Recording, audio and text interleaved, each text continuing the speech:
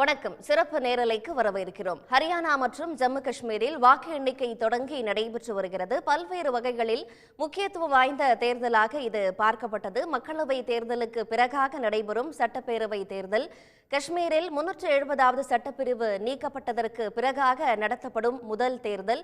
அதேபோல பிரதமர் மோடி குறைவான அளவில் பிரச்சாரம் செய்த தேர்தல் என்று பல்வேறு வகைகளில் கவனிக்கத்தக்க தேர்தலாக இது இருந்தது. இந்நிலையில் வாக்கு எண்ணிக்கை தொடங்கி நடைபெற்று வரும் நிலையில் ஜம்மு காஷ்மீரில் காங்கிரஸ் கட்சி முன்னிலை வகித்து வருகிறது. அதேபோல ஹரியானாவை பொறுத்தவரைக்கும் காங்கிரஸ் மற்றும் பாஜக ஆகிய இரண்டு கட்சிகளுக்கிடையே கடும் இழுபறி நீடித்து வருவதையும் பார்க்க முடிகிறது. இந்நிலையில் அரசியல் விமர்சகர் திரு மதுர் சத்யா அவர்கள் நம்மிடையே இணைகிறார். அவரை வரவேற்று நிகழ்ச்சிக்குள் செல்லலாம். வணக்கம், நிகழ்ச்சிக்கு வரவேற்கிறேன். இப்போ கருத்து கணிப்புகள் ஒரு மாதிரியாக வந்தது. காலையில வாக்கு எண்ணிக்கை தொடங்கி நடைபெற்று வந்ததுல முன்னாடி வரைக்கும் காங்கிரஸ் கட்சி முன்னிலை வகித்ததையும் பார்க்க முடியுது. ஆனா நேரம் செல்ல செல்ல அந்த ட்ரெண்ட் மாறி இப்போ காங்கிரஸும் 42, பாஜகவும் 42 அப்படின்னு ஒரு நெக் டு நெக் போகுதே. ட்ரெண்ட் மாறுதா? இல்லை, ட்ரெண்டு மாறுதா அப்படின்றது கிடையாது. இது இந்த ரவுண்டுக்கானது மட்டும் தான் பார்க்க முடியும். ஏன்னா கொஞ்ச நேரத்துக்கு முன்னாடி பார்த்தீங்கன்னா பாஜக லீடிங்கில் இருந்த மாதிரி இருந்தது. இப்போ திருப்பி காங்கிரஸ் லீடிங்கில் வந்துருச்சு.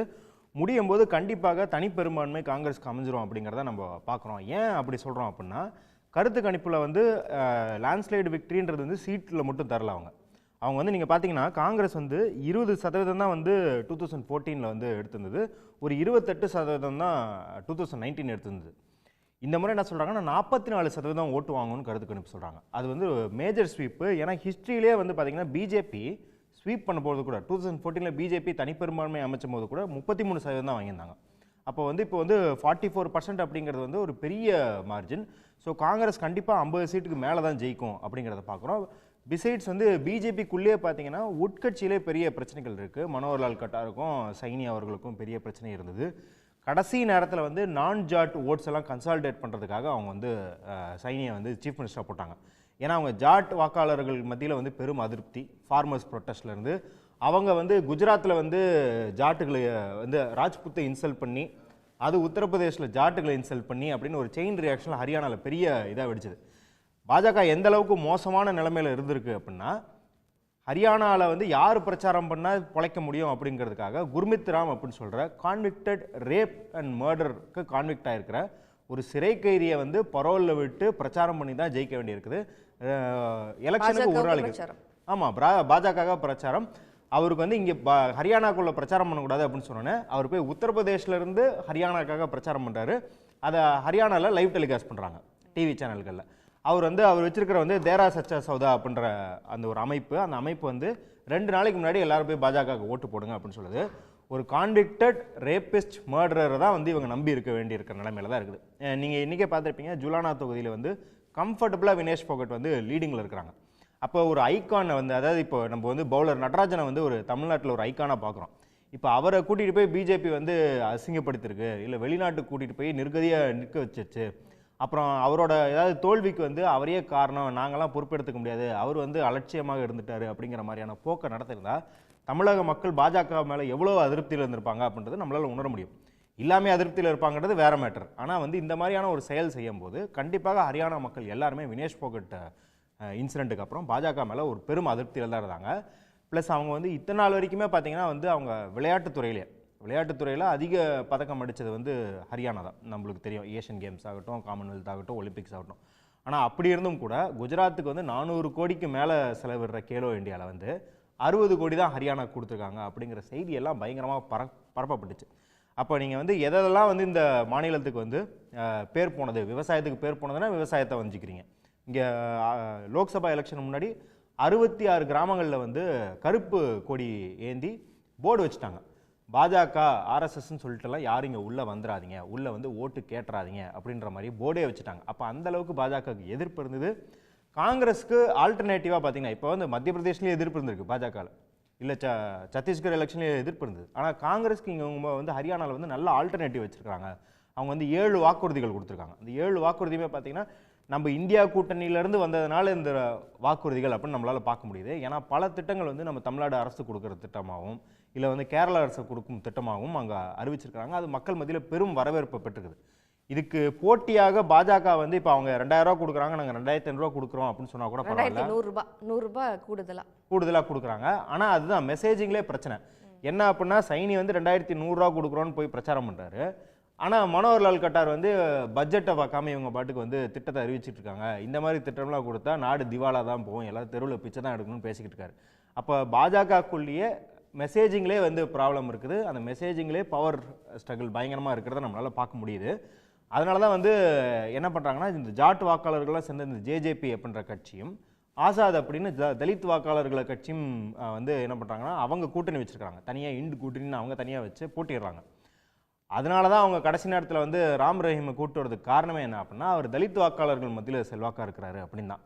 ஆனாலும் நீங்கள் பார்த்தீங்கன்னா நூ வயலன்ஸ் ஆகட்டும், இல்லை இந்த கௌரக்ஷா வயலன்ஸ் ஆகட்டும், கௌரக்ஷா அப்படின்னு சொல்கிறது பசுக்காவலர்கள் அப்படின்றது வந்து ஹரியானா அந்த சானிப்பட் டெல்லி ரோட்டில் பார்த்தீங்கன்னா வந்து ஒரு பெரிய ஃபேமஸான, எல்லாரையும் அதை வந்து வழிபறி கொள்ளையை வந்து இன்ஸ்டிடியூஷனலைஸ் பண்ண மாதிரி எல்லாரும் என்ன பண்ணுவாங்கன்னா அங்கே இருக்கிற எஸ்பி கமிஷனர் எல்லாத்துக்கூடயும் கான்டாக்டில் இருப்பாங்க. குரூப்பாக இந்த சங் பரிவார அமைப்பினர் வந்து கௌரக்ஷாஸ் அப்படின்னு உட்காந்துட்டு ஹைவேஸில் காசு போடுவாங்க.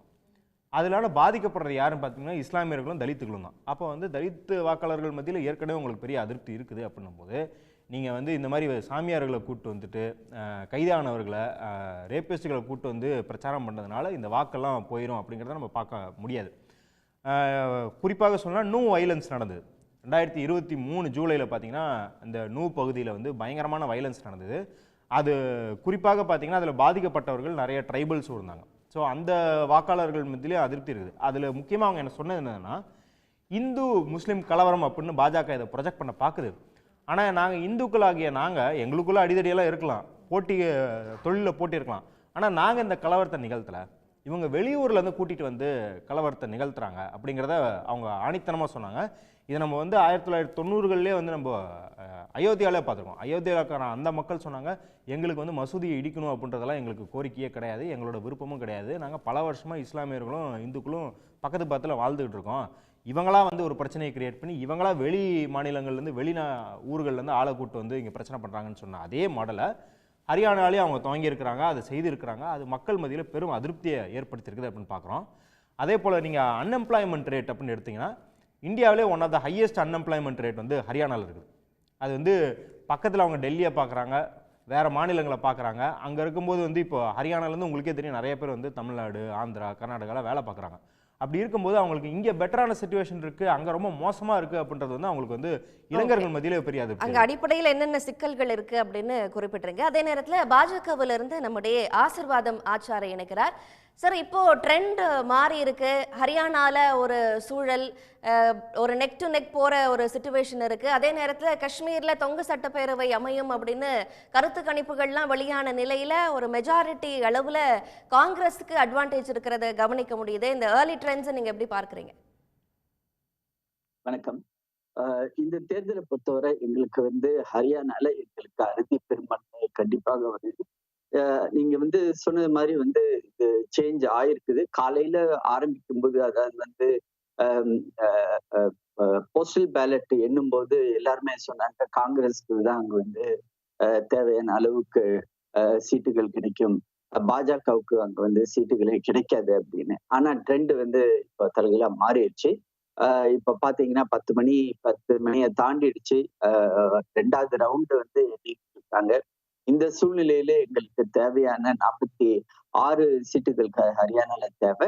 அதையும் தாண்டி வந்து எங்களுக்கு வந்து 60 தாண்டி வரக்கூடிய ஒரு வாய்ப்புகள் இருக்கிறது. அதிலும் குறிப்பாக வந்து நகர பகுதியில் உள்ள மக்கள் வந்து மேசிவா ஓட்டு போட்டுக்கிறாங்க. அது வந்து இந்த ஒரு ட்ரெண்ட்லையும் தெரிய வருகிறது. ஆனால் இது போக போக வந்து எங்களுக்கு இப்போ 46, 47 அப்படின்னு காட்டிட்டு இருக்கிறாங்க. அது வந்து கண்டிப்பாக 60 தொடும். அதே மாதிரி நீங்க ஜம்மு மற்றும் காஷ்மீர் மாநிலத்தை பொறுத்தீர்கள் என்றால் அது வந்து தொங்கு சட்டமன்றம் வரும் அப்படின்னு சொன்னீங்க. தொங்கு சட்டமன்றம் வருவதற்கு வாய்ப்பு இல்லை. ஏன்னா வந்து ஜம்மு பகுதியில வந்து எங்களுடைய ஸ்ட்ரைக் ரேட் வந்து 90%.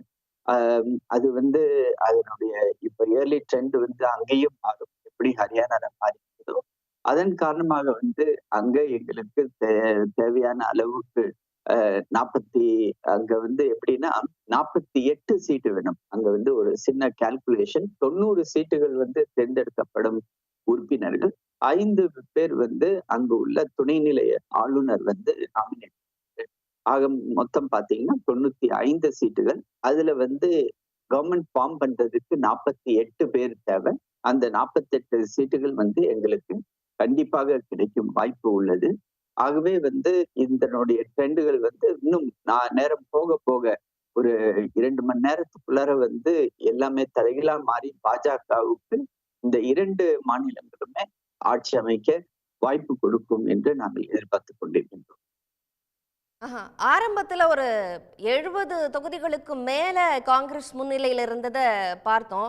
இப்போ சுற்றுகளின் அடிப்படையில் இப்ப எங்க எண்ணப்படுதோ, நீங்க இப்ப குறிப்பிடுற மாதிரி நகர்ப்புற பகுதிகளில் எண்ணப்படுறப்போ பாஜக முன்னிலை வகிக்கிறத பார்க்க முடியுது. அதே நேரத்தில் மற்ற தொகுதிகளுக்கும் எண்ணப்படுறப்போ மறுபடியும் காங்கிரஸ் முன்னிலை வகிப்பதற்கான வாய்ப்புகள் அதிகமா இருக்கு இல்லையா? ஏன்னா காலையில 70 தொகுதி அப்படிங்கிறது கிட்டத்தட்ட 90 தொகுதிகளில் 20 தொகுதிகள் மட்டும்தான் வித்தியாசம். அப்ப அது மாறுறதுக்கான வாய்ப்புகள் இருக்கு இல்லையா? இல்ல, இது மாறுறதுக்கு வாய்ப்பு இல்லை. ஏன் வாய்ப்பு இல்லை அப்படின்னு சொன்னா, ஹரியானான்ற மாநிலம் வந்து தேசிய தலைநகரமான டெல்லியை வந்து ஒட்டி உள்ள ஒரு மாநிலம். அங்கு வந்து பிரிடாமினன்ட்லி வந்து நகர்ப்புறமாக மாறிவிட்டது. இப்ப வந்து பாத்தீங்கன்னா டெல்லி என்சிஆர் அப்படின்னு சொல்லுவோம். அதாவது ஒரு சைடு பாத்தீங்கன்னா ஃபரிதாபாத், பல்வல். இந்த பல்வல் வர வந்து டெல்லியுடைய நேஷனல் கேபிட்டல் ரீஜன் அப்படின்னு, அதாவது மாநில தேசிய தலைநகரத்துடைய ஒரு பகுதியாவே பல்வல் வர அது போயிடுச்சு. அந்த பகுதியில பாத்தீங்கன்னா கிட்டத்தட்ட ஒரு 15 தொகுதிகள் வந்து அந்த சைட்ல உள்ளது. அதே மாதிரி வந்து இன்னொரு சைடு டிராவல் பண்ணீங்கன்னா ரிவாடின்ற ஒரு மாவட்டம் வரும். அது வர வந்து இப்ப வந்து டெல்லி என்சிஆர்ல வந்துருச்சு. இதெல்லாம் வந்து ரேபிட் ஸ்பீட்ல வந்து முன்ன வந்து இங்கெல்லாம் வந்து ஒரு வில்லேஜ் ஏரியாவா, அதாவது வந்து ஒரு கிராமப்புறமா இருந்தது. கடந்த 10 வருடங்களாக எங்களுடைய பாஜகவுடைய ஆட்சி சமயத்துல வந்து அது வந்து முழுக்க முழுக்க நகர்ப்புறமாக மாறிவிட்டன. அதன் காரணமாக வந்து இன்னைக்கு நீங்க சொல்ற மாதிரி கிராம பகுதிகளுடைய ஓட்டுகளை எண்ணும் பொழுது அது வந்து திரும்பி ரிவர்ஸ் ட்ரெண்ட் ஆகுறதுக்கு வாய்ப்பு இருக்குது அப்படின்னீங்க. அதுக்கு உரிய வாய்ப்புகள் இல்லை அப்படின்றதுதான் நாங்க பார்க்கக்கூடிய கருத்தாக இருக்கிறது. ஏனென்றால் எங்களுக்கு அப்படிதான் கல நிலவரம் அங்கிருந்து வந்து கொண்டு நாங்க வந்து பரப்புரை சமயத்திலையும் நாங்கள் பார்த்தோம். மக்கள் வந்து நம்ம தொடர்ந்து பேசலாம். ஒரு சிறிய இடைவேளை எடுத்துக்கலாம். ஒரு சிறிய இடைவேளைக்கு வாய்ப்பு கொடுத்துள்ளார்கள்.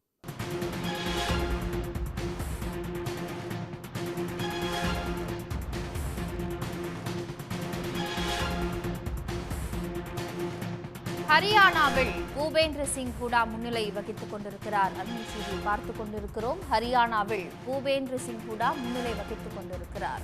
காங்கிரஸ் சார்பாக தேர்தலில் போட்டியிட்ட பூபேந்திர சிங் ஹூடா தற்பொழுது முன்னிலை வகித்துக் கொண்டிருக்கிறார். ஹரியானாவில் தொடர்ந்து காங்கிரஸ் 38 தொகுதிகளில் முன்னிலை வகித்துக் கொண்டிருந்த நிலையில் தற்பொழுது ஜுலானாவும் காங்கிரஸ் தொகுதியில் முன்னிலை வகித்துக் கொண்டிருக்கிறார். ஜுலானா இடத்தில் தற்பொழுது வினோஷ் போகத் காங்கிரஸில் முன்னிலை வகித்துக் கொண்டிருக்கிறார். வினேஷ் போகத் முன்னிலை வகித்துக் கொண்டிருக்கிறார். ஹரியானாவில் வினேஷ் போகத் முன்னிலை வகித்துக் கொண்டிருக்கிறார்.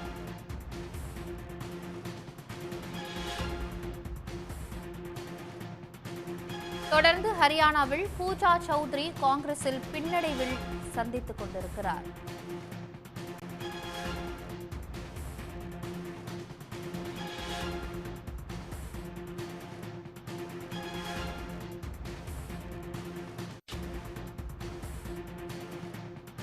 பாஜகவில் சார்பில் நயாப் சிங் சைனி தற்பொழுது முன்னிலை வகித்துக் கொண்டிருக்கிறார். லட்வாவில் நயாப் சிங் சைனி பாஜகவில் முன்னிலை வகித்துக் கொண்டிருக்கிறார்.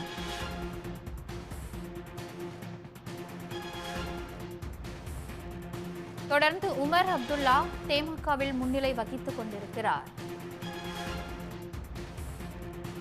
காஷ்மீரில் உமர் அப்துல்லா தற்பொழுது முன்னிலை வகித்துக் கொண்டிருந்த நிலையில் இல்திஜா முஃப்தி முன்னிலை வகித்துக் கொண்டிருக்கிறார். பிடிபியில் தற்பொழுது காஷ்மீரில் இல்திஜா முஃப்தி முன்னிலை வகித்துக் கொண்டிருக்கிறார்.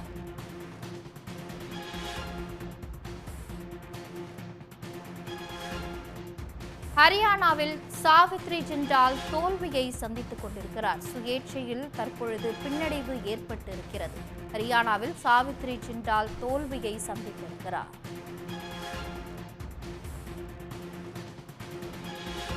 தொடர்ந்து ஹரியானாவில் பாஜக வேட்பாளர் கமல் குப்தா முன்னிலை வகித்துக் கொண்டிருக்கிறார்.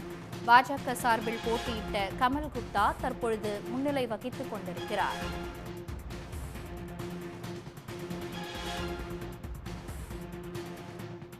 தொடர்ந்து ஹரியானாவில் பாஜக சார்பாக ஆர்த்தி சிங் யாதவ் முன்னிலை வகித்துக் கொண்டிருக்கிறார்.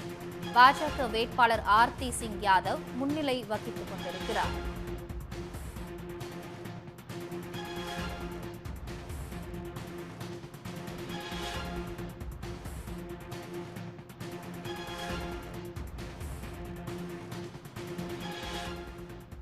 தேர்தல் முடிவுகள் தொடர்பான சிறப்பு நேரலைக்கு மீண்டும் உங்களை வரவேற்கிறோம். தற்போது காங்கிரஸ் கட்சியிலிருந்து நம்முடைய திருமிகு அலீம் அல் புகாரி இணைக்கிறார். சார், இப்போ தொடர்ச்சியாக முன்னிலையில் இருந்தீங்க. 70 தொகுதிகளுக்கு மேல எல்லாம் ஒரு முன்னிலை இருந்தது ஹரியானாவை பொறுத்த வரைக்கும். ஆனா நேரம் செல்ல செல்ல காங்கிரஸ் கட்சிக்கு பின்னடைவு ஏற்படுதோ? வணக்கம். இல்லை, அதாவது கருத்து கணிப்புகள் முடிவு வெளியான போதும் சரி, அதே போல் கருத்து கணிப்பு முடிவு வெளியாகும் போது ஹரியானா காஷ்மீரை பற்றி 2 மாநிலங்களுடைய முடிவுகள் வெளியான போதும் நான் கலந்து கொண்ட விவாதங்களிலே அப்போவே எனக்கு தெரிஞ்சு பாஜகவிற்கு கூட அதில் பெரிய உடன்பாடு இருக்காது கருத்து கணிப்புகளில். ஏன்னா கடந்த பாராளுமன்ற தேர்தலில் அவங்களுக்கு எப்படி இருந்துச்சுன்னு ஒன்று. ரெண்டாவது, என்ன ஓட்டு எண்ணிக்கை ஆரம்பிக்கும் பொழுது அது மிகப்பெரிய அளவிலே ஒரு பூஸ்டப் பண்ணக்கூடிய வகையில் அது அமைந்திருந்தாலும் இந்த மாதிரி ஒரு ஃபைட்டு தான், நெக் டு நெக் ஃபைட்டு தான் இருக்கும் என்று நாம் எதிர்பார்த்தது தான். இப்போது ஒரு சில மாநிலங்கள் ஒரு சில தொகுதிகளில் பெரும்பான்மை பெறுவதற்கான ஒரு சில தொகுதிகளில் கொஞ்சம் போட்டிகள் மேலும் கீழும் இறங்கி கொண்டிருப்பதை ஹரியானாவிலே பார்க்க முடிகிறது. ஏன் என்று சொன்னால், பாஜகவினுடைய இந்த வெறுப்பு அரசியல், குறிப்பாக இந்த கவ் விஜிலாண்டிஸ் என்று சொல்லக்கூடிய மாட்டின் பெயரால் வன்முறையில் ஈடுபடக்கூடிய ஒரு வன்முறை கும்பலை பாரதிய ஜனதா கட்சி வளர்த்து அதற்கென்று ஒரு ஓட் பேங்க்லாம் உருவாக்கி வெறுப்பரசியலை வெற்றியடைய செய்த இடங்களில் மிக முக்கியமான மாநிலமாக ஹரியானா திகழ்ந்து வருகிறது. அப்படி திகழ்ந்து வரக்கூடிய மாநிலம் என்பதனாலும் இப்போ அதை வீழ்த்தி எங்களுடைய தலைவர் ராகுல் காந்தி அவர்கள் சொல்வதைப் போல love will overcome hate, அதுக்கு ஏன்னா வெறுப்பு விதைக்கிறது ஈஸி, அன்பை விதைப்பது மக்கள் மத்தியில் அதை கொண்டு போய் பிரச்சாரமாக செய்து கொண்டு வருவது சிரமம் என்ற அடிப்படையிலும் இப்போது வரை நாம் பெற்றிருக்கக்கூடிய வாக்கு எண்ணிக்கை என்கின்ற அடிப்படையிலும் நாமே முன்னேறி இருக்கிறோம், முன்னிலையில் இருக்கிறோம். ஆனால் சில தொகுதிகளில் இழுபறியும் மேலும் கீழும் ஏறுமுகமாகவும் இறங்குமுகமாகவும் இருப்பதை நம்மால் காண முடிகிறது. அதில் மாற்று கருத்தில்லை. ஆனால் கருத்து கணிப்பு என்பது ஜம்மு காஷ்மீரில் யாருக்கும் பெரும்பான்மை இல்லாத ஒரு நிலை வரும் அப்படிங்கிற மாதிரி சொன்னாங்க. ஹரியானாவிலே ரொம்ப இலகுவாக காங்கிரஸ் கட்சி ஆட்சியை பிடிக்கும் என்று சொன்னார்கள். இன்றைக்கு ஜம்மு காஷ்மீரிலே அதை மீறி ஆட்சி இலகுவாக இந்தியா கூட்டணி கைப்பற்றக்கூடிய நிலையில் இருப்பதை பார்க்கிறோம். ஹரியானாவை பொறுத்தவரை இன்னும் சில நேரங்களில் அந்த சூழல் மாறும் என்று வழக்கம் போல் நாம் எதிர்பார்த்தோம். ஒரு நெக் டு நெக் ஃபைட் இருக்கும். ஏன் அப்படின்னா, நான் ஏற்கனவே சொன்னது போல் இந்த ஹரியானாவில் தான் இந்த மோனு மனேசர் போன்றவர்கள், சமீபத்தில் கூட நான் சில பத்திரிகைகளில் ஒரு இதில் படித்தேன், என்னுடைய நினைவு சரியாக இருந்தால் ஸ்க்ரோல் நினைக்கிறேன், அதில் நான் படித்த நினைவு இருக்குது. அந்த மோனு மனேசருக்கு பின்னால் எப்படி இந்த மாட்டை வைத்தே அரசியல் செய்து அதுக்கு ஒரு தனி ஓட் பேங்க் கிரியேட் பண்ணி இது இங்கே இருக்கணும்னா இங்கே பாஜக ஆட்சியில் இருக்கணும், வளர்ச்சி முன்னேற்றம் விவசாயிகளுடைய பிரச்சனை அதையெல்லாம் முக்கியத்துவம் படுத்துறது கிடையாது. மாறாக வெறுப்பு அரசியலை முக்கியத்துவப்படுத்தி அதை முன்னிலைப்படுத்தி செய்யக்கூடிய ஒரு ஹரியானாவை மையப்படுத்திய ஒரு பிரச்சாரம் நடந்து கொண்டிருப்பதை நம்ம பார்த்தோம். அதை மீறி இன்றைக்கு காங்கிரஸ் கட்சி வாக்குகளையும் அதிகமாக பெற்றிருக்கிறது. கடந்த தேர்தல்களில் பெற்றதை விட தொகுதிகளையும் அதிகமாக பெற்று முன்னேறி கொண்டிருக்கிறது. இன்னும் சில நேரங்களில் trend will change, I guess, I hope, கண்டிப்பாக மாறும். ஆனா 10 வருட கால பாஜக ஆட்சி, ஒரு கடுமையான ஆன்டி இன்கம்பன்சி அங்க இருக்கு அப்படின்னு எல்லாம் சொல்லப்பட்ட பிறகும் கூட இப்படி நெக் டு நெக்கா போறது அப்படிங்கிறது எதை காட்டுது? அவங்க மேல இருந்த அதிருப்தி பிரச்சனைகள் இருந்தது. ஹரியானாவில் பொறுத்த வரைக்கும் வேலையில்லா திண்டாட்டம் அதிகமா இருக்கு, விவசாயிகள் பிரச்சனை அதிகமாக இருந்தது, மல்யுத்த வீரர்கள் தெருவில் இறங்கி போராட்டம் நடத்தினாங்க. அவ்வளவு பிரச்சனைகள் இருந்தாலும் இப்போ ட்ரெண்ட்ல பாஜக முன்னிலையில வருது அப்படின்னா அதுல என்ன மெசேஜ் நீங்க எடுத்துக்கிறீங்க? என்ன மெசேஜ்னா, நான் அதனால தான் நல்ல வேலையை ஆரம்பிக்கும் பொழுதே உங்களுக்கு எதை மையப்படுத்தி காங்கிரஸ் பயணிக்கிறது, எதை மையப்படுத்தி பிஜேபியை நம்ம டேக்கிள் பண்ணுறோங்கிறத சொன்னோம். ஆன்டி இன்கம்பன்சி வந்து எதை மையப்படுத்தி உருவாகிறது என்பது ரொம்ப முக்கியமானது. நான் உதாரணத்துக்கு சொல்கிறேன். நீங்கள் சொன்ன மாதிரி வேலை வாய்ப்பு சரியா இல்லையே என்று மக்களுடைய அதிருப்தி ஏற்படுமே ஆனால், பசிப்பட்டினி அதிகமாக இருக்குதே என்று மையப்படுத்தி மக்களுடைய அதிருப்தி உருவாகுமே ஆனால் அது ஆரோக்கியமான அரசியலாக இருக்கும். ஆனால் நீங்கள் ஒன்றை கவனிக்க வேண்டும். எங்களுடைய கட்சியும் தலைவர் ராகுல் காந்தியும் தொடர்ந்து ஒன்றை முன்னிலைப்படுத்தி கொண்டே வருகிறோம். அது என்னன்னா, இந்த வெறுப்பு பிரச்சாரம், ஹேட். அந்த வெறுப்பினுடைய தாக்கம் இன்னும் இருக்கிறது என்பதை இது காட்டுகிறது, வேற ஒன்றும் இல்லை. ஏன் அப்படின்னா, இப்போ இவ்வளவு தேர்தல் நெருக்கத்தில் கூட நூகில் வந்து ஒரு பெரிய வயலன்ஸை கிரியேட் பண்ணுறாங்க. இவ்வளவு இப்போ தேர்தல் வரப்போகிறது என்று தெரிந்து இப்போ தான் அந்த 3 மணி சத்துக்கு உள்ளே வச்சிருக்கிறாங்க. இதுக்கு முன்னால் பார்த்தீங்கன்னா ராஜஸ்தான் போலீஸ் அவனை தேடுகிறது, அந்த கொடியவனை ராஜஸ்தான் போலீஸ் தேடுகிறது. அதற்கு முன்பா திரு ஆசீர்வாதம் ஆச்சாரி குறுக்கிட விரும்புறாரு, அவர் கருத்தையும் கேட்டுடலாம். ஆசீர்வாதம் ஆச்சாரி, நண்பர் வந்து மோனம் மனேசை பத்தி பேசிட்டு இருந்தாரு. அது வந்து ஒரு சிறிய ஒரு பகுதியில நடந்த ஒரு இன்சிடென்ட். ஆனா என்ன அங்க நாங்க வந்து எடுத்து சென்று மக்களிடம் சேர்த்தோம் என்றால், அங்க இரட்டை இன்ஜின் சர்க்கார், அதாவது வந்து தேசிய அளவில் பாஜக, அதே மாதிரி வந்து மாநில அளவில் பாஜக, இரண்டும் வந்து ஒரே கட்சியாக இருக்கும்போது வளர்ச்சி திட்டங்களை மக்களுக்கு எளிதாக கொண்டு போய் சேர்க்க முடியும். அதுதான் வந்து நாங்கள் கொண்டு போய் சேர்த்தோம். அதுக்கு அடுத்தது இன்னொரு முக்கியமான ஒரு விஷயம் அப்படின்னா, அங்கு வந்து வேலை வாய்ப்பு கொடுக்கப்படவில்லை அப்படின்னு நம்மளுடைய காங்கிரஸ் நண்பர் பேசினார். கடந்த 5 ஆண்டுகள் மட்டுமே 1.5 லட்சம் பேருக்கு வந்து அரசு வேலையை வந்து நாங்கள் கொடுத்திருக்கிறோம். மாநில அரசு வேலையை நாங்கள் கொடுத்த வாக்குறுதியும் அடுத்த 5 வருடங்களில் 2 லட்சம் பேருக்கு அந்த வேலை வாய்ப்பை நாங்கள் கொடுப்போம். ஏன் அப்படின்னா, ஹரியானான்றது வந்து மிக வேகமாக தொழிற்சாலைகளை கொண்டு வந்து அங்கு நிறுவுகிறார்கள். அதாவது பன்னாட்டு நிறுவனங்கள் வந்து தொழிற்சாலைகளை நிறுவும் பொழுது டெல்லிக்கு பக்கத்துல இருக்கிறது. அந்த மாநில அரசு வந்து அதை ஊக்குவிக்கிறது. அங்கு வந்து நிலம் வந்து மாநில அரசே கையகப்படுத்தி கொடுக்கிறது. ஆக வந்து அந்த இடத்துல நம்மளுடைய தொழிற்சாலைகளை வைக்கும் பொழுது நமக்கு வந்து ஈஸியா நம்மளுடைய மாநில அரசுடைய ஆதரவு இருக்கும் பொழுது, மத்திய அரசு ஆதரவு இருக்கும் போது நம்ம தொழிலை வந்து விரிவுபடுத்த முடியும். அங்கு வந்து அந்த தொழில் புரட்சியை உருவாக்க முடியும் அப்படின்றத வந்து அங்க உள்ள மக்கள் புரிந்து கொண்டுள்ளார்கள். அதன் காரணமாக தான் இன்னைக்கு வந்து மோடி அரசுக்காகவும் ஹரியானாவில் உள்ள பாஜக அரசுக்காகவும் மக்கள் வாக்களித்துள்ளார்கள். அதுதான் வந்து இப்ப இந்த ட்ரெண்டே காட்டுது. நீ நண்பர் சொன்னாரு இது வந்து மாறும் அப்படின்னு. இது வந்து இந்த ட்ரெண்ட் இன்னும் ஆனா 10 ஆண்டுகள் இல்லாத நம்பிக்கையை தான் இப்ப புதுசா வர தேர்தல்ல மக்கள் நம்ப போறாங்களா என்ன சார்? இப்போ இந்திய அளவுல வேலை வாய்ப்பு அதிகம் இல்லாத மாநிலங்கள்ல ஹரியானா முதலிடம் இருக்கு, அங்கேயே 9% மேல இருக்கு. அப்போ இந்த 2 முறையும் இல்லாத நம்பிக்கை வந்து இப்ப புதுசா வர தேர்தல்ல மக்களுக்கு எப்படி வரும்? எதன் அடிப்படையில வரும்? மேடம், அதாவது இந்தியா அளவுல இந்த உலக அளவிலே வந்து வேலை வாய்ப்பு வந்து மிகவும் மந்தமான நிலை. ஏன்னா கோவிட் வந்து 2020 2021 வந்து நம்மளுடைய பொருளாதாரம், உலக அளவுல உள்ள பொருளாதாரத்தை வந்து அதல பாதளத்துக்கு கொண்டு போயிட்டது.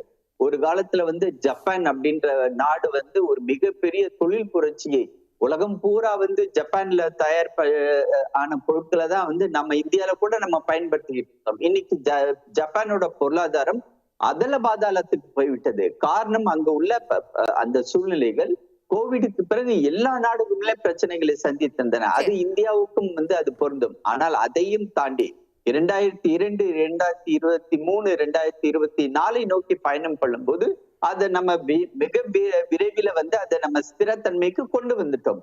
அதன் காரணமாகத்தான் இடையில் வந்து தொய்வு இருந்தால் கூட மத்திய அரசு திரு மோடி அவர்கள் தலைமையிலான அரசு வந்து இந்த தொடர்ந்து தொழில் புரட்சிகளை வந்து ஒவ்வொரு மாநிலத்திலும் செய்து வர முனைக்கும் பொழுது மக்கள் அதுக்கு கொடுத்திருக்கிற வந்து ஒரு பாயிண்ட், அதாவது வந்து இந்த அரசு இருந்தால்தான், பாஜக அரசு இருந்தால்தான் நாம் சுபிட்சமாக இருக்க முடியும், வளர்ச்சி திட்டங்கள் நமக்கு கிடைக்கும் அப்படின்ற ஒரு நம்பிக்கையின் வெளிப்பாடுதான் இந்த 3வது முறையாகவும் நாங்கள் வெற்றியை நோக்கி பயணப்பட்டு கொண்டிருக்கோம். கவர்மெண்ட் ஜாபு கொடுத்துருக்கோம், அதனால் வேலை வாய்ப்பு ஹரியானாவில் செமையாக இருக்குது அப்படின்னு சொல்கிறாரு. செப்டம்பர் மாதம் கடைசியில் வந்த செய்தியை சொல்கிறேன். 45,000 கிராஜுவேட்ஸ் போஸ்ட் கிராஜுவேட்ஸ் வந்து ஒரு ஸ்வீப்பர் ஜாப்க்கு அப்ளை பண்ணிருக்காங்க. ஒரு ஸ்வீப்பர் ஜாப்புக்கு வந்து 45,000 போஸ்ட் கிராஜுவேட்ஸ் அப்ளை பண்ணியிருக்காங்க. அவர் கவர்மெண்ட் ஜாப்னு சொல்கிறது எல்லாமே நாங்கள் வேலை கொடுத்தோம் எல்லாம்ன்றமே ஸ்வீப்பர் ஜாப், அதாவது குரூப் 4 குரூப் டி அப்படின்னு சொல்கிற ஜாபில் கான்ட்ராக்சுவல் ஜாப்ஸ் கொடுத்துருக்காங்க. இது வந்து அந்த படித்த இளைஞர்களுக்கு அவர்கள் படித்ததற்கான வேலை இருக்கா அப்படின்னு கேட்டால் கிடையாது. இது எம்ப்ளாய்மெண்ட் கிடையாது, இது அண்டர் எம்ப்ளாய்மெண்ட். நீங்கள் போஸ்ட் கிராஜுவேட் முடித்தவருக்கு ஸ்வீப்பர் வேலையும் வந்து டிகிரி முடித்தவருக்கு வந்து அதை விட கீழே பேயிங் கான்ட்ராக்சுவல் ஜாபும் தரீங்கன்னா அது அண்டர் எம்ப்ளாய்மெண்ட். அதே போல் இவர் அர்பன் தொகுதியில் தான் நாங்கள் வெற்றி பெறுவோம், ஏன்னா அர்பன் தொகுதியில் வேலை வாய்ப்புகள் ஜாஸ்தி பண்ணிருக்கோன்னு சொல்கிறாரு. அர்பனில் இந்த 18 to 29 ஏஜ் கேப்பில் அன்எம்ப்ளாய்மெண்ட் ரேட் வந்து 17% இருக்குது. இது வந்து double that of national average. இங்கே நீங்கள் வந்து நான் ஏற்கனவே நீங்களும் சொன்னீங்க 9% மேலே வந்து அன்எம்ப்ளாய்மெண்ட் ரேட் இருக்குது. எப்போ 4% 5% ஆல் இண்டியா லெவலில் இருந்தால் அங்கே 9% 10% இருக்குது. 7% ஆல் இண்டியா ரேட் இருந்தால் ஹரியானாவில் வந்து 11.5% இருக்குது. அப்போ ஹரியானா வந்து தேசத்திலே லீடிங்கில் இருக்குது. கோவிடுன்னு காரணம் சொல்கிறாங்க. ஆனால் கோவிடுக்கு முன்னாடி 2019 வந்து 45 இயர்ஸ் லோ வந்து எம்ப்ளாய்மெண்ட் ரேட்டும் வந்து நேஷனல் லெவல்லே வந்துருச்சு. அப்பயும் ஹரியானா தான் வந்து இருக்குல்ல நேஷனல் ஆவரேஜோட ஜாஸ்தியாக இருந்தது அன்எம்ப்ளாய்மெண்ட் அப்படின்றத நான் வந்து இங்கே பதிவு பண்ணிக்கிறேன்.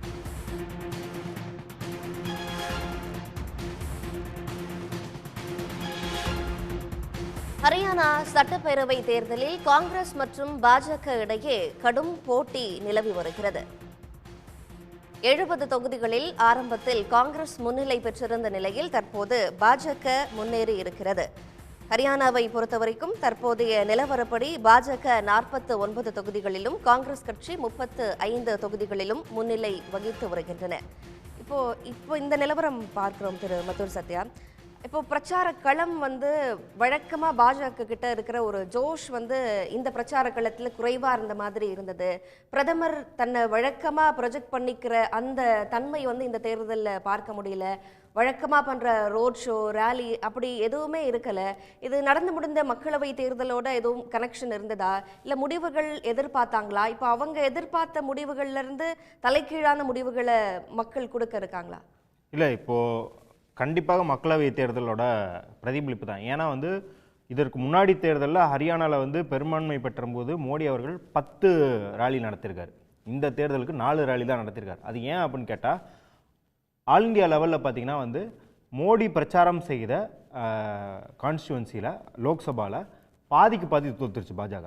அதுலேயும் குறிப்பாக மகாராஷ்டிராவில் 70% மேலே வந்து மோடி பிரச்சாரம் செய்த தொகுதிகள் தோல்வி அடைஞ்சிச்சு பாஜக. அதனால் என்ன பண்ணிட்டாங்க அப்படின்னா மோடி அவர்கள் வந்தாலே வந்து ஒரு பெரிய அதிருப்தி இருக்குது அப்படின்னு சொல்கிறது தான் லோக்நீதி சர்வேலேருந்து எல்லாமே அவங்க பார்த்தாங்க.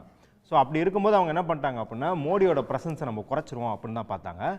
இன்னொன்று வந்து போன வாரம் கூட திருச்சி வெளிச்சாமி அவர்கள் வந்து நிறைய பேட்டியில் சொன்னாங்க, மத்தியானம் 1 மணிக்கு மோடியை புகழ்ந்து பேசிக்கிட்டு இருக்க ஒரு பாஜக தலைவர் 3 மணிக்கு போய் ராகுல் காந்தியோட இணைகிறாரு அப்படின்ற அந்த மாதிரியான பல நிகழ்வுகளை பார்த்தோம். பிரச்சாரம் அப்படி திரும்ப வாபஸ் பெற்றுக்கொள்ளுகிறார்கள். இதுதான் நடக்கிறது. இதையெல்லாம் மக்கள் பார்த்து கொண்டு இருக்கிறார்கள், இந்த தேசத்தில் என்ன நடந்து கொண்டிருக்கிறது என்று. ஆகவே இனிவரும் காலங்களில் மக்கள் தெளிவான முடிவை எடுப்பார்கள் என்று நாங்கள் முழு மனதோடு நம்புகிறோம்.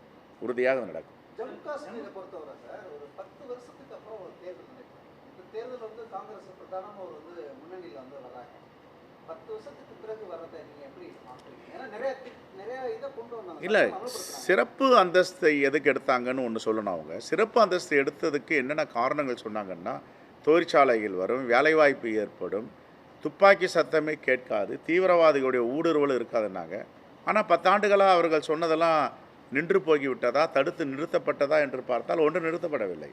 அப்பொழுது எந்த நோக்கத்திற்காக இந்த சிறப்பு அந்தஸ்தை இவர்கள் எடுத்தார்கள் என்ற கேள்வி இருக்குது. காலங்காலமாக நாம் அரசியலமைப்பு சட்டத்தில் சட்டமாக இயற்றியாத சிறப்பு அந்தஸ்தை கொடுத்திருக்கிறோம். எதற்காக? அது ஒரு சாரார் மக்கள் தான் ஆள வேண்டும், ஒரு சாரார் மக்களை புறந்தள்ள வேண்டும் என்ற பார்வை பாஜகவுக்கு தொடர்ந்து இருக்கிறது. அந்த அடிப்படையில் தான் அந்த சிறப்பு அந்தஸ்தை கூட எடுத்தார்கள். ஆகவே மக்கள் அங்கே தெளிவான முடிவை எடுக்க இருக்கிறார்கள். முடிவுகள் வந்து கொண்டு இருக்கின்றன. இன்னும் ஓரிரு மணி நேரங்களில் ஒரு தெளிவான முடிவுகள் வரும். அந்த பிறகு நாம் சந்திப்போம். நன்றி.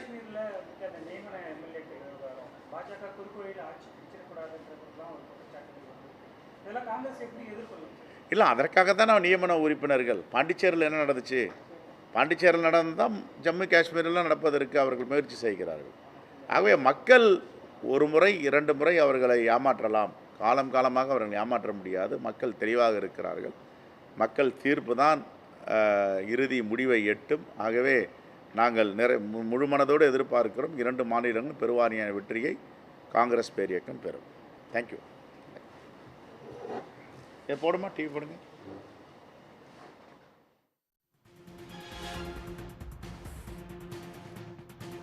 பெருவாரியான வெற்றியை காங்கிரஸ் 2 மாநிலங்களிலும் பதிவு செய்யும் என்று காங்கிரஸ் தலைவர் திரு செல்வ பெருந்தகை பேசியிருக்கிறார். ஓகே, திரு மத்தூர் சரிங்க, மோடி ஃபேக்டர் அங்க ஒர்க் ஆகல, மக்களவை தேர்தலுக்கு பின்பாக அந்த ட்ரெண்ட் மாறி இருக்கு. மோடி வந்தால் அந்த களம் பாஜகவுக்கு அகைன்ஸ்டா மாறுறதுக்கான ஒரு சூழல் தான் இருக்கு அப்படின்னு சொல்றீங்க, அது ஏன்? கண்டிப்பாக இப்போ ஹரியானா தேர்தலே பார்த்தீங்கன்னா 5 சீட் அவங்க இழந்திருக்கிறாங்க. அதில் 5 சீட் அவங்க 10 சீட் 2019 ஜெயிச்சிருந்தாங்க, 5 சீட்டு தான் 2024 ஜெயிச்சிருக்காங்க. ஹரியானாவிலையும் அவர் பிரச்சாரம் பண்ணார். இன்னும் சொல்லப்போனால் ராஜஸ்தான் ஹரியானாவில் தான் அவர் அந்த தாலி பிரச்சனையை ஆரம்பித்தார். அப்படி இருக்கும்போது அந்த தாலி பற்றி பேசுனதாகட்டும், இல்லை உங்கள் நிலத்தை எடுத்துக்குவாங்க, ஓட்டு ஜிஹாத் அவர் பேசுனது எல்லாமே பேக் ஃபயர் தான் இருக்குது அப்படின்னு. ஏன்னா 10 வருஷம் இருந்தபோது மக்கள் மத்தியில் மத பிரச்சாரங்கள் இருக்கலாம், மத வெறுப்பு இருக்கலாம், என்ன வேணாலும் இருக்கலாம். ஆனால் 10 வருஷம் நீங்கள் ஆட்சி செஞ்சுருக்கீங்க அப்படின்னும் போது வளர்ச்சியை பற்றி பேசணும் தான் மக்கள் ஆசைப்படுவாங்க. அதுவும் இவ்வளோ அன்எம்ப்ளாய்மெண்ட் ரேட் இருக்கும்போது அதற்கு என்ன தீர்வு அப்படிங்கிறத மக்கள் எதிர்பார்ப்பாங்க. நீங்கள் இங்கே வேணால் கவர்மெண்ட் ஜாப்னு சொல்லலாம், ஆனால் எந்த மாதிரியான கவர்மெண்ட் ஜாப் கிடைக்குது? படித்து விட்டு இருக்கிற இளைஞர்கள், இப்போ ரவீஷ்குமார்லாம் ஒரு ஷோலாம் பண்ணியிருப்பார், ஹரியானா பகுதியில் இருக்கிற, உத்தரப்பிரதேஷ் பகுதியில் இருக்கிற கல்லூரிகள் டிகிரி சர்டிஃபிகேட் தரதில்லை மாணவர்களுக்கு. அதாவது 3 வருஷம் டிகிரி, 4 வருஷம் டிகிரியை 7 வருஷம் 8 வருஷம் இழுத்தடிக்கிறது. காரணம் என்ன அப்படின்னா, அவங்க முடிச்சுட்டு போயிட்டா வேலை கேட்பாங்க, வேலை கொடுக்கறதுக்கு கிடையாதுன்னு அங்கே இருக்கிற மாணவர்களே 3 வருஷம் டிகிரி எடுத்துகிட்டு 7 வருஷம் 8 வருஷம் படிச்சுக்கிட்டு இருக்கும்போது மக்களுக்கு அங்கே நிலவரம் என்னன்றது தெரியும். அப்போ இருக்கும்போது நீங்கள் போயிட்டு இதெல்லாம் பற்றி பேசாமல் காங்கிரஸ் வந்தால் நாடு பாகிஸ்தான் ஆயிரும், அவங்க நிலத்தை பிடிங்கி கொடுத்துருவாங்க அப்படின்னு சொல்கிறது அங்கே ஏதுவோ தெரியல. இன்னொன்று என்ன அப்படின்னா, ஹரியானாவில் எந்தெந்த முக்கியமான குடும்பங்கள் கட்சி கனெக்ட் ஆகிருக்கு அப்படின்றத முக்கியம். இப்போ வீரேந்தர் சேவாக் அவர்கள் பார்த்திங்கன்னா ஒரு பயங்கரமான பாஜக ஆதரவாளர். ஆனால் அவரே பார்த்திங்கன்னா இப்போ கடைசி நேரத்தில் காங்கிரஸ் வேட்பாளரான அனிருத் சௌத்ரி தான் அவர் ஆதரித்தார். ஏன் அப்படின்னா அந்த தோஷம் தொகுதியில் பார்த்திங்கன்னா அனிருத் சௌத்ரி அவருக்கு நெருக்கமானவர், ஃபேமிலி ஃப்ரெண்டு. அந்த தொகுதியில் எல்லா வேட்பாளர்களுமே, அது பிஜேபி ஆகட்டும் காங்கிரஸ் ஆகட்டும், எல்லா வேட்பாளர்களுமே பார்த்திங்கன்னா ஒரே குடும்பத்தை சேர்ந்தவங்க. அப்போ அந்த குடும்பத்தில் யார் நெருக்கமாக இருக்கிறாங்க அப்படின்றதான் அங்கே பெரிய ஃபேக்டராக இருக்குது. அப்போ அப்படி இருக்கும்போது நீங்கள் பொத்தாம்பொதுவாக ஒரு மதத்தினரையே இன்னொரு மதத்தினருக்கு எதிராக நிறுத்தும்போது அங்கே அந்த குடும்பங்களுக்குள்ளேயே யாருக்கு ஆதரவு, காப் பஞ்சாயத்து என்ன சொல்லுது அப்படிங்கிறதெல்லாம் ஒரு பெரிய விளைவு ஏற்படுத்துது அப்படின்னு பார்க்குறோம். அது மோடிக்கான அதிருப்தியில் அது ஒரு பெரிய காரணம் அப்படின்றத சொல்கிறோம். ஓகே, திரு ஆசீர்வாதம் ஆச்சார், இப்போ யோகேந்திர யாதவ் போன்ற செஃபாலஜிஸ்ட் எல்லாமே ஒரு வருடத்திற்கு முன்பாகவே தேர்தல் முடிவுகள் தெரிஞ்சிருச்சு, 10 ஆண்டு கால அதிருப்தி அப்படிங்கிறது மக்கள்கிட்ட இருக்கு, அது களத்தில் எதிரொலிக்கும் அப்படின்னு தெரிஞ்ச சூழல்ல இப்போ மோடி அவர்களும் பிரச்சார களத்திற்கு அதிகமாக போகல. அதே நேரத்தில் இப்போ லாஸ்ட் மினிட்ல என்னென்ன அஸ்திரங்கள் இருக்கோ எல்லாத்தையும் பாஜக கையில் எடுத்ததா? ஏன்னா மனோகர்லால் கட்டாரை மாற்றினது, அதே மாதிரி பரோல்ல குர்மீத் ராம் ரஹீமை கூட்டிட்டு ஒரு பிரச்சாரம் செய்வதற்கான முனைப்பை மேற்கொண்டது, அப்புறம் ஓபிசி லீடரை முன்னிறுத்தினது அப்படின்னு எல்லா அஸ்திரங்களும் பாஜக கையில் எடுத்ததா? அதாவது நீங்க முதல்ல சொன்னீங்க இல்லைங்களா, அந்த குர்மீத் ராம் ரஹீம் அவர் பரோல்ல வெளியிட்டது கோர்ட்டு. அப்ப வெளியிட்டும் போது கூட அவருக்கு ஒரு கண்டிஷன் போட்டாங்க, அவர் சிர்சா பகுதிக்குள்ளாரையே அவர் போகக்கூடாது அப்படின்னு சொல்லிட்டாங்க. ஆக மொத்தம் கோர்ட் எடுத்த ஒரு முடிவுல அவருக்கு அதுவும் ஒரு கண்டிஷனோட அனுப்பினதுல நம்ம கேள்வி கேட்கறது தவறாக ஒரு நடைமுறையாக அமையும். அடுத்தது பிரதமர் இந்த தடவை 4 ரேலி தான், பொதுக்கூட்டம் தான் பேசினாரு அப்படின்னு சொன்னாரு நண்பர். ஆக்சுவலி பிரதமருக்கு அங்க ஜம்மு காஷ்மீர்லயும் அதே சமயத்துல தேர்தல் நடந்தது. அப்புறம் பிரதமருக்கு ஒரு தடவை வெளிநாடும் போய் அங்க ஒரு மீட்டிங்காக போயிட்டு வர அமெரிக்கா போயிட்டு வர வேண்டிய ஒரு சூழ்நிலை இருந்துச்சு. அதுக்கு முன்னாடி அவர் சிங்கப்பூர் போக வேண்டிய ஒரு சூழ்நிலை இருந்துச்சு. அதனால இந்த தடவை 4 வாய்ப்பு இந்த மாநிலத்துக்கு கொடுத்தார்கள். அதுக்கப்புறம் 3வதாக அந்த ஒரே குடும்பத்தை சேர்ந்தவர்கள் பாஜக இருக்கிறாங்க அப்படின்னு நண்பர் பேசினாரு. ஆக்சுவலி புபிந்தர் சிங் ஹூடா இவங்களுடைய சீஃப் மினிஸ்டரா காங்கிரஸ் ப்ரொஜெக்ட் பண்ண அவங்களுடைய பையன் ஹூடா அங்க எம்பியா இருக்காரு. அதே மாதிரி அவங்க குடும்பத்தோட டாமினன்ஸ் காங்கிரஸ்ல இருந்துச்சு. அவங்களுடைய ஒரு தலித் லீடர் குமாரி சேல்ஜா அப்படின்னு பி.வி. நரசிம்மராவ் அவர்கள் 1991 96ல பிரதமரா இருக்கும்போது அவரை அந்த மேடத்தை ரெகக்னைஸ் பண்ணி ஒரு டெப்டி மினிஸ்டராவே தன்னுடைய அமைச்சரவையில வைத்திருந்தார்கள். ஆனா இவங்க ஹூடா ஃபேமிலி வந்து காங்கிரஸை வந்து கபலீகரம் செய்ததுக்கு பிறகு அவங்களை வந்து கம்ப்ளீட்லி சைட்லைன் பண்ணிட்டாங்க. இதன் காரணமாக அங்க உள்ள தலித் மக்கள் மிகவும் வேதனையாக இருந்தார். இன்ஃபேக்ட் வந்து தலித் மக்கள் இதனுடைய கவுண்டர் போலரைசேஷன் ஆனதுதான் இப்ப இந்த எலெக்ஷன் பாக்குது. எந்த தலித் மக்களை வந்து இவங்க கவர்ந்து இழுத்தார்களோ, அதாவது இந்த லோக்சபா தேர்தல் சமயத்துல அவங்க வந்து திரும்பி எங்களை நோக்கி வந்துட்டாங்க. அந்த சிர்சா தொகுதியில அவங்க குமாரி செல்ஜா வந்து பெருவாரியான வாக்குகள் வித்தியாசத்துல வெற்றி பெற்றார்கள். ஆனா அவங்கள வந்து தேர்தல் பரப்புரைக்கே காங்கிரஸ் வந்து பயன்படுத்திக்கல. ஆக காங்கிரஸ் வந்து அங்க டிவைடட் ஹவுஸா இருந்ததை நம்ம பார்த்தோம். அதே சமயம் பாஜக கள நிலவரம் எங்களுக்கு ஃபேவரபிளாக இருந்துச்சு.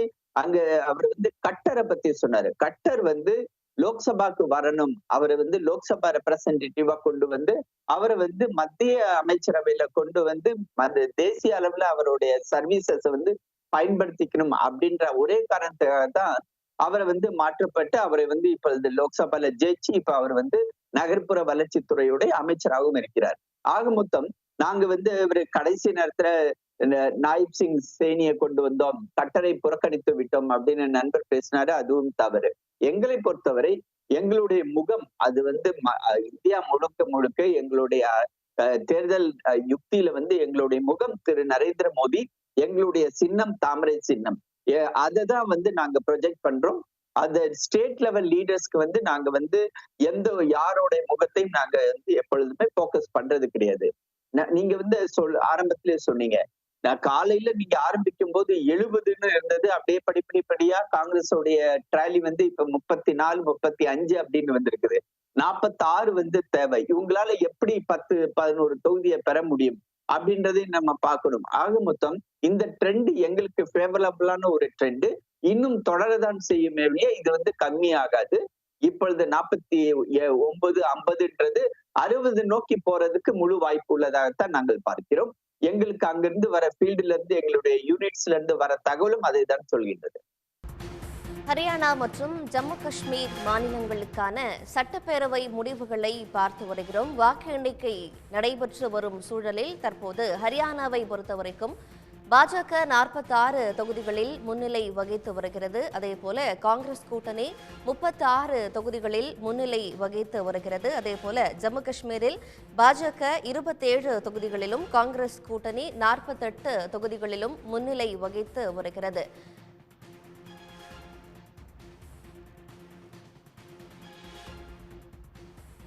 இப்போ ஜம்மு காஷ்மீரை பொறுத்த வரைக்கும் 48 தொகுதிகளில் காங்கிரஸ் கட்சி முன்னிலை வகித்து வருது. அப்போ அது ஆட்சி அமைகிறதற்கான ஒரு சூழல் அங்கே உருவாகிட்டு இருக்கு. இப்போ காங்கிரஸ் கட்சியில சார்பா ராகுல் காந்தி வந்து தன்னோட பாரத் ஜோடோ யாத்திரையை நிறைவு செஞ்சது காஷ்மீர். அதே மாதிரி 370வது சட்டப்பிரிவு நீக்கப்பட்டதற்கு பிறகாக நடைபெறுகிற முதல் தேர்தல் அங்க. அதே மாதிரி காங்கிரஸ் கட்சியோட வாக்குறுதியிலே மாநில அந்தஸ்து திரும்ப ஜம்மு காஷ்மீருக்கு வழங்கப்படும் அப்படின்னு எல்லாம் சொல்லப்பட்டது. ஸோ இதையெல்லாம் ஏற்று மக்கள் காங்கிரஸுக்கு வாக்களிச்சிருக்காங்க அப்படின்னு புரிஞ்சுக்கணுமா? கண்டிப்பாக. இன்னொன்று பார்த்தீங்கன்னா 370 நீக்கிய போது அவங்க வந்து இங்கே என்ன பிரச்சாரம் செய்தாங்க அப்படின்றத விட அங்கே வந்து ஃபஸ்ட்டு ஒரு 6 மாதத்துக்கு இன்டர்நெட் இல்லாமல் இருந்தது. அங்கே வந்து எந்த தகவல் தொடர்பும் இல்லாமல் இருந்தது. இப்போ என்னோட நண்பர் வந்து ஒருத்தரோட அம்மா, அவங்களுக்கு வந்து ஹார்ட் ஆப்ரேஷன், அவங்க வந்து இதுக்குள்ளே போயிட்டாங்க, சர்ஜரி வார்டுக்குள்ளே போயிட்டாங்க, கனெக்ஷன் கட் ஆகிடுச்சு. அடுத்த ஒரு பல வாரங்களுக்கு அவங்க அம்மாவுக்கு என்ன ஆச்சுன்னு அவருக்கு தெரியாது. அவர் வந்து பெங்களூரில் இருந்தார். இந்த மாதிரியான நிகழ்வுகள் நாடு முழுக்க நடந்தது. நீங்கள் வந்து அதை தொடர்ந்து பார்த்தீங்கன்னா இந்துத்துவ கும்பல் வந்து பல மாணவர்களை, காஷ்மீரி மாணவர்களை வந்து பல கல்லூரிகளில் தாக்குதல் நடத்துனது, அந்த மாதிரி பல நிகழ்வுகளை பார்த்தோம். அங்கேயே கூட இவங்க பிரச்சாரம் செய்தது என்ன அப்படின்னா 370 நீக்கினதுக்கப்புறம் அங்கே வளர்ச்சி வரும் அப்படிங்கிறத விட மற்ற மாநிலத்தில் இருக்கவங்கலாம் போய் நிலம் வாங்கலாம், காஷ்மீர் இனிமேல் நம்மளுது அப்படின்ற மாதிரியான ஒரு பொதுவான நேரேட்டிவ் செட் பண்ணும்போது அது இயல்பாகவே எந்த மாநிலத்து மக்கள், அது காஷ்மீர் மக்களாகட்டும், தமிழ் மக்களாகட்டும், கேரள மக்களாகட்டும், மற்றவங்களாம் இனிமேல் நாங்கள் போய் அந்த அங்கே நிலம் வாங்கலாம், கொடி கட்டி பறக்கலாம் அப்படின்னு சொல்லும்போது அந்த மக்களுக்கு அது ஏற்புடையதாக இருக்காது அப்படின்றத பார்க்குறோம். அதை தாண்டி இவங்க வந்து ஒரு பொய் பிரச்சாரம் எடுத்துக்கிட்டே இருந்தாங்க. இங்கே வன்முறை குறைஞ்சிருக்கு, பயங்கரவாதம் குறைஞ்சிருக்குது, துப்பாக்கி சூடுகள் குறைஞ்சிருக்குது அப்படின்ற மாதிரியான ஒரு பொய் பிரச்சாரம் எடுத்துக்கிட்டு இருந்தாங்க. ஆனால் நம்ம பார்த்தோம் மக்களவை தேர்தல் முடிஞ்சு ஒரு 4 நாள்லேயே வந்து ஒரு பெரிய தாக்குதல் ஒன்று நடந்தது, பல பேர் இறந்து போனாங்க அப்படின்றத பார்க்குறோம். இவங்க இந்த மாதிரியான நடவடிக்கைகள்னால அங்கே இருக்கிற டென்ஷன்ஸை இன்னும் அதிகம் தான் படுத்திருக்காங்களோ இல்லையா, குறைக்கல அப்படிங்கிறத பார்க்குறோம். இப்போ கூட ஆக்டிவிஸ்ட்டுகளை கைது பண்ணுறது, அவங்கள வந்து அந்த மக்களோட இறையாண்மையை மதிக்காமல் அவங்க தேர்ந்தெடுக்கிற எல்லா தலைவர்களும், ஒரு தலைவர் 2 தலைவர் கிடையாது, அது உமர் அப்துல்லாலேருந்து பிடிபி தலைவர் முஃப்தி வரைக்கும் எல்லாத்தையும் நீங்கள் வந்து சிறை பிடிச்சிட்டு அதுக்கப்புறம் அங்கே வந்து நீங்கள் ஒரு ஆட்சி செய்யணும் அப்படின்னு நினைக்கும் போது மக்கள் இயல்பாக அது ஏற்றுக்க மாட்டாங்க. அதோட விளைவு தான் இப்போ நம்ம பார்க்குறோங்க காஷ்மீரில்.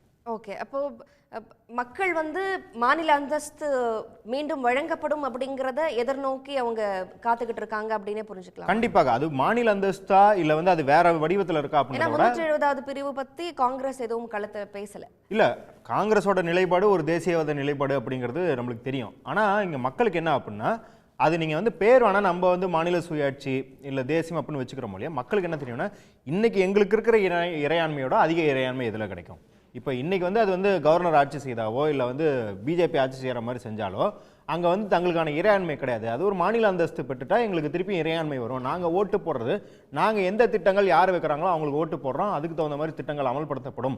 அப்போ எங்களுக்கு டைரெக்டாக ஒரு இறையாண்மையை பற்றிய கேள்விதான் வழியா அது நீங்கள் என்ன வேணாலும் அரசியல் வார்த்தைகளோ என்ன ஜோடிப்பு வேணாலும் நீங்கள் கொடுத்துக்கலாம் அப்படின்றதான் மக்களோட உணர்வாக இருக்கும் எங்கேயுமே. உடனுக்குடன் செய்திகளை தெரிந்து கொள்ள சன் நியூஸ் பெல் ஐகானை கிளிக் பண்ணுங்க.